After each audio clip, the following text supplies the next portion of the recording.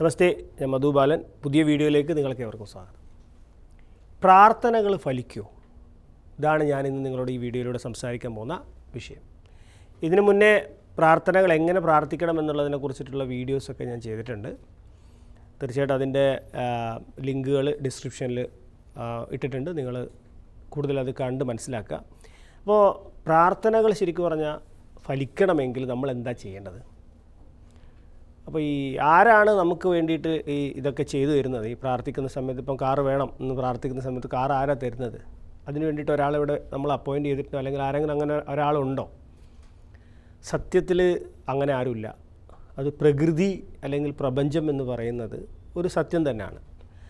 അതിലേക്ക് നമ്മൾ അയക്കുന്ന സന്ദേശമാണ് പ്രാർത്ഥന എന്ന് പറഞ്ഞു കഴിഞ്ഞാൽ, ഒരു മെസ്സേജാണ്.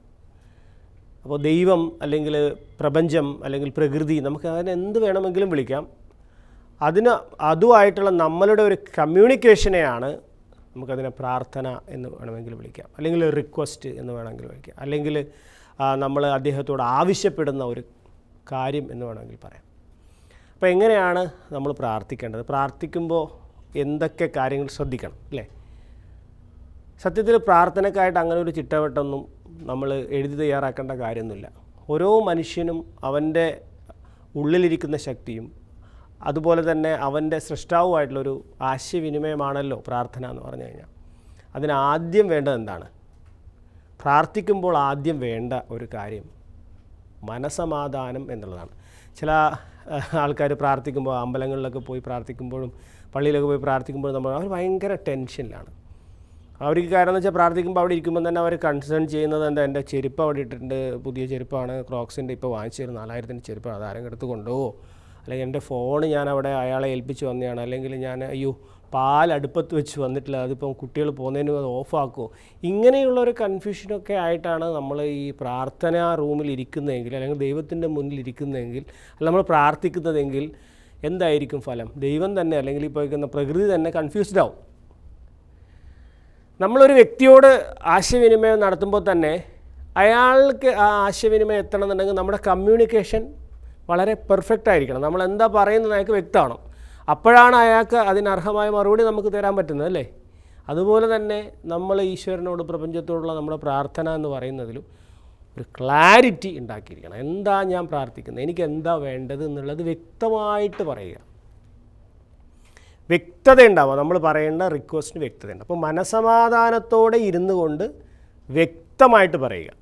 മനസമാധാനം എന്ന് പറയുന്നത് ഉണ്ടാവുമെന്ന് വെച്ച് കഴിഞ്ഞാൽ പ്രാർത്ഥിക്കുന്ന സമയത്ത് വെപ്രാളവും വേവലാതി ഇല്ലാതാക്കിക്കൊണ്ട്, സംശയവും ഭയവും ഇല്ലാതാക്കിക്കൊണ്ട്, ഇതൊക്കെ നടക്കുമോ ഇല്ലയോ എന്നുള്ള ചിന്തകളൊക്കെ മാറ്റിക്കൊണ്ട് ഏറ്റവും ശാന്തമായിട്ട് നമ്മളൊരു പ്രാർത്ഥന കഴിഞ്ഞ് അത് ഫലിക്കുന്നുള്ളതിൻ്റെ ലക്ഷണം തന്നെ ആ പ്രാർത്ഥനയ്ക്ക് ശേഷം നമുക്ക് ശാന്തമായിട്ട് നിൽക്കാൻ പറ്റുന്നുണ്ട് എന്നുള്ളതാണ്. നിങ്ങൾ നിസ്കരിച്ചതിന് ശേഷം അല്ലെങ്കിൽ പ്രാർത്ഥിച്ചതിന് ശേഷം അല്ലെങ്കിൽ അമ്പലത്തിൽ പോയതിന് ശേഷമൊക്കെ നിങ്ങൾക്കൊരു റിലാക്സേഷൻ ഫീൽ ചെയ്യുന്നുണ്ടെങ്കിൽ അതിനർത്ഥം നിങ്ങളുടെ പ്രാർത്ഥന കറക്റ്റായിട്ട് പോകുന്നു. കാരണം നിങ്ങൾ ചെയ്യുന്നത് വളരെ കൃത്യമായിട്ട് തന്നെയാണ് അവിടെ എത്തുന്നത്. കാരണം അതിന് ശേഷവും നിങ്ങൾക്ക് ടെൻഷനാണ് വരുന്നതെങ്കിലോ, വലിയൊരു വിഷമം നിങ്ങളുടെ മനസ്സിലുണ്ട്, അത് പ്രാർത്ഥിച്ചു, പിന്നെയും നിങ്ങൾക്ക് ടെൻഷൻ തന്നെ ഉണ്ടെങ്കിൽ അതിനർത്ഥം എന്താണ്? യു ഡോണ്ട് ട്രസ്റ്റ് അല്ലേ? ആ പ്രോസസ്സിനെ നിങ്ങൾ ഇപ്പോഴും വിശ്വസിക്കുന്നില്ല. കിട്ടിയാൽ കിട്ടി, പോയാൽ പോയി എന്നുള്ള രീതിയിലുള്ളൊരു പ്രാർത്ഥനാ രീതിയാണ് നമ്മൾ. അപ്പോൾ രണ്ട് കാര്യങ്ങളാണ് ഞാൻ ആദ്യം പറഞ്ഞത്. നമ്മൾ മനസ്സമാധാനത്തോടുകൂടി ശാന്തമായി ഇരുന്നു കൊണ്ടാണ് പ്രാർത്ഥിക്കേണ്ടത്. രണ്ടാമത്, നമ്മൾ പ്രാർത്ഥിക്കുന്ന കാര്യം എന്താണ്, പല കാര്യങ്ങൾ പറയാതെ നിങ്ങൾക്ക് എന്താണ് വേണ്ടതെന്നുള്ളതിനെക്കുറിച്ചുള്ള ക്ലാരിറ്റി, ഒരു സന്ദേശം പ്രപഞ്ചത്തിലേക്ക്. അതെന്താണ്? വീടാണോ, കാറാണോ, റിലേഷൻഷിപ്പാണോ, ജോലിയാണോ, എന്താണോ വേണ്ടതെന്നുള്ളതിൻ്റെ ഒരു ക്ലാരിറ്റി പ്രപഞ്ചത്തിലേക്ക് നമ്മൾ കൊടുക്കണം. പല കാര്യങ്ങളിൽപ്പെട്ട് മനസ്സ് അത് ഇത് കിട്ടിയാൽ മതി, അങ്ങനെ കിട്ടിയാൽ മതി എന്നുള്ളത് എല്ലാം വിട്ടുകൊണ്ട് നിങ്ങൾക്ക് എന്താ വേണ്ടേ അത് വ്യക്തമായിട്ട് പ്രപഞ്ചത്തിനോട് ചെയ്യാം. പിന്നെ ഏറ്റവും പ്രധാനം എന്ന് വെച്ചാൽ നമ്മളുടെ കംപ്ലൈൻറ്റ് ബോക്സ് ഓഫ് ചെയ്ത് വെക്കുക എന്നുള്ളത്. കാരണം നമ്മളെല്ലാം വലിയ പരാതിപ്പെട്ടി കൊണ്ട് നടക്കുന്ന ആൾക്കാരാണ്. അത് കിട്ടിയില്ല, ഇത് കിട്ടിയില്ല, അടുത്ത വീട്ടിലത്തെ ആൾക്ക് അത് കിട്ടി, ആ ചേച്ചിക്ക് ഇന്ന കാര്യങ്ങൾ കിട്ടി, എനിക്ക് ആ കാര്യം കിട്ടിയിട്ടില്ല. അങ്ങനെ പല കാര്യങ്ങളിൽ നമ്മൾ കമ്പയർ ചെയ്തുകൊണ്ട് പരാതി പറഞ്ഞ് നിൽക്കുന്ന ഒരാൾക്കാരാണ് നമ്മൾ. പക്ഷേ ഈ പരാതി പെട്ടി ആദ്യം പൂട്ടി വെക്കുക. അതിന് പകരം ഗ്രാറ്റിറ്റ്യൂഡ് ബോക്സ് ഓൺ ചെയ്യുക. നമുക്ക് എന്തൊക്കെ കാര്യങ്ങൾ പഠിച്ചവൻ തന്നിട്ടുണ്ട്, എന്തൊക്കെ കാര്യങ്ങളുണ്ട്. അപ്പോൾ ആരോഗ്യത്തോടെ നിലനിൽക്കുന്നുണ്ട്, സ്നേഹിക്കാൻ കുടുംബാംഗങ്ങളുണ്ട്, എല്ലാ ദിവസവും അറ്റ്ലീസ്റ്റ് കിടന്നുറങ്ങാൻ സ്ഥലമുണ്ട്, ഭക്ഷണം കിട്ടുന്നുണ്ട്, ഓക്കെ നമ്മളെ കുറേ ആൾക്കാർ തിരിച്ചറിയുന്നുണ്ട്, എന്തൊക്കെ കാര്യങ്ങൾ നമ്മൾ ബ്ലെസ്ഡാണ്. ആ കാര്യങ്ങളിലേക്കൊന്ന് മനസ്സ് കൊണ്ടുപോയിക്കൊണ്ട് വേണം നമ്മൾ പ്രാർത്ഥനയിലോട്ട് വരാൻ. ഇപ്പം അമ്പലങ്ങളിലായാലും പള്ളിയിലൊക്കെ പോയാൽ നമ്മൾ ദേഹശുദ്ധി വരുത്തിയതിന് ശേഷം പ്രാർത്ഥനയ്ക്ക് പോകണമെന്ന് പറയാറുണ്ട് അല്ലേ. അപ്പോൾ എല്ലാ അമ്പലങ്ങളിലും പള്ളികളിലൊക്കെ ആ സൗകര്യം ഏർപ്പാടാക്കിയിട്ടുണ്ട്. എന്തിനാണത്? നമ്മുടെ അംഗശുദ്ധി വരുത്തുന്നതോടൊപ്പം നമ്മളൊന്ന് ഫ്രഷായി. അതിനേക്കാളും ഫ്രഷ് ആവേണ്ട ഒരു സംഭവമാണ് നമ്മുടെ മനസ്സ്. ഈ ദുഷിച്ച മനസ്സുമായിട്ട്, അല്ലെങ്കിൽ സംശയമുള്ള മനസ്സുമായിട്ട്, അല്ലെങ്കിൽ വിഷമമുള്ള മനസ്സുമായിട്ട് ആ അമ്പലത്തിൽ അല്ലെങ്കിൽ പള്ളിയിലുള്ളോട്ട് നിങ്ങൾ പോകുമ്പോൾ അവിടെ കൂടിയിരിക്കുന്ന മറ്റ് മനുഷ്യരെയും നിങ്ങൾ ഡിസ്റ്റർബ് ചെയ്യുകയാണ് ചെയ്യുന്നതെന്ന് മനസ്സിലാക്കാം. അതുകൊണ്ട് പ്രാർത്ഥിക്കുമ്പോൾ എപ്പോഴും മനസ്സ് ശുദ്ധാക്കുക, നന്ദിയുള്ളവനായി മാറുക. കംപ്ലയിൻറ്റ് ബോക്സ് ഓഫ് ചെയ്ത് വെച്ചിട്ട് വേണം പ്രാർത്ഥനയ്ക്ക് പോകാൻ. നന്ദിയുള്ള ഒരുപാട് കാര്യങ്ങൾ സ്മരിച്ചുകൊണ്ട് നമ്മൾ നമ്മുടെ ആഗ്രഹം പ്രപഞ്ചത്തിലേക്ക് സെൻഡ് ചെയ്യുമ്പോൾ എത്രയും പെട്ടെന്ന് തന്നെ നമുക്ക് റിസൾട്ട് ഉണ്ടാവുന്നതായിട്ട് കാണാൻ സാധിക്കും. അതുകൊണ്ട് നല്ല ക്ലാരിറ്റിയോടുകൂടി, മനഃശുദ്ധിയോടുകൂടി, നന്ദിയോടുകൂടി, വിശ്വസ്തയോടുകൂടി പ്രാർത്ഥിക്കുക.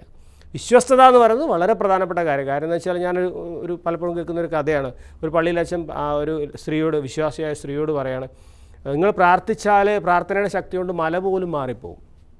അപ്പോൾ അത് കേട്ടിട്ട് ആ സ്ത്രീ വീട്ടിൻ്റെ മുന്നിലൊരു മലയുണ്ട്, അത് നാളത്തേക്ക് മാറിപ്പോയാൽ ഭഗവാനെ കൊള്ളാം എന്ന് പ്രാർത്ഥിച്ചു.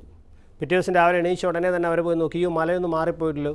ആ പള്ളിയിലച്ഛൻ പറഞ്ഞപ്പോഴേ എനിക്കറിയാമായിരുന്നു ആ മല മാറിപ്പോയില്ല അല്ലേ. അപ്പോൾ അവരുടെ ആറ്റിറ്റ്യൂഡ് എന്താണ്? അപ്പോൾ നമുക്കറിയാം ഇങ്ങനെയൊന്നും സംഭവിക്കത്തില്ല എന്ന് പറഞ്ഞുകൊണ്ട് നമ്മൾ പ്രാർത്ഥിച്ചാൽ യാതൊരു ഫലവും ഉണ്ടാവില്ല. നമ്മുടെ മനസ്സിൽ അത് സാക്ഷാത്കരിക്കപ്പെട്ടു എന്ന ബോധ്യം, ആ ഒരു പൂർണ്ണ വിശ്വാസത്തോടെ പ്രാർത്ഥിച്ചാലേ പ്രാർത്ഥനകൾക്ക് ഫലം ഉണ്ടാവും. അപ്പോൾ ഒന്ന് പരീക്ഷിച്ചേക്കാം, ലോ ഓഫ് അട്രാക്ഷൻ അല്ലേ, ഒന്ന് നോക്കിയേക്കാം എന്ന് വിചാരിച്ചിട്ടുണ്ടെന്ന് നിങ്ങൾ പ്രാർത്ഥിക്കാൻ നിൽക്കരുത്. നിങ്ങളുടെ ഉള്ളിൽ അത് റിയലായിട്ട് എനിക്ക് കിട്ടുന്നുള്ള ചിന്ത ഉണ്ടാകുമ്പോഴാണ് പ്രാർത്ഥന അത്ഭുതകരമായി നമ്മൾ പ്രവർത്തിക്കുന്നത്. ഓക്കെ, ഇപ്പോൾ കൂടുതൽ വീഡിയോ ആയിട്ട് നമുക്ക് വീണ്ടും കാണാം. Thank you for watching.